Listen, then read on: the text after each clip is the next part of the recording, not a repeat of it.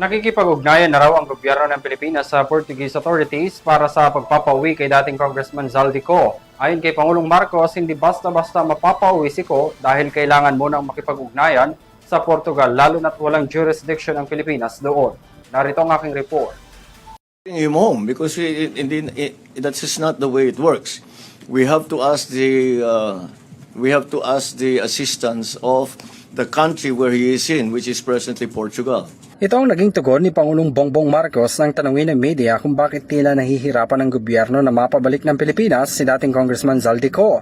Sabi ng Pangulo, hindi raw ganun kadali na mapauwi si Co dahil kailangang makipag-ugnayan sa mga otoridad kung nasa ang bansa ang dating mambabatas na ngayon nasa Portugal. November ng nakaraang taon na maglabas ang pamahalaan ng Blue Notice kay Co matapos siyang ideklarang fugitive from justice ng Sandigang Bayan. Sinusuri pa rin sa ngayon ang aplikasyon ng Pilipinas para naman sa Red Notice laban sa kanya para sa agarang pagpapaaresto.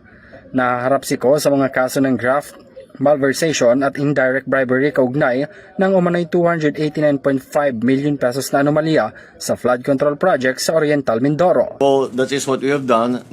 Naglagay na tayo ng red notice sa Interpol at patuloy ang ating ugnayan sa mga Portuguese authorities na pauwi na siya. Hindi rin basta-basta makakapagpadala ng mga pulis sa Portugal para arestuhin si Co, lalo na't walang jurisdiction ng Pilipinas sa Portugal ayon kay Pangulong Marcos. Ang mambabatas rin ang itinuturo ng umano'y nasa likod ng pagpapadeliver ng mali-malitang pera sa ilang dating opisyales ng pamahalaan ayon sa mga nagpakilalang 18 sundalo. Sabi naman ni Interior Secretary John Vic Remulla, nakikipag-ugnayan na sila sa ngayon sa Portuguese government para sa agarang pagpapauwi sa dating mambabatas.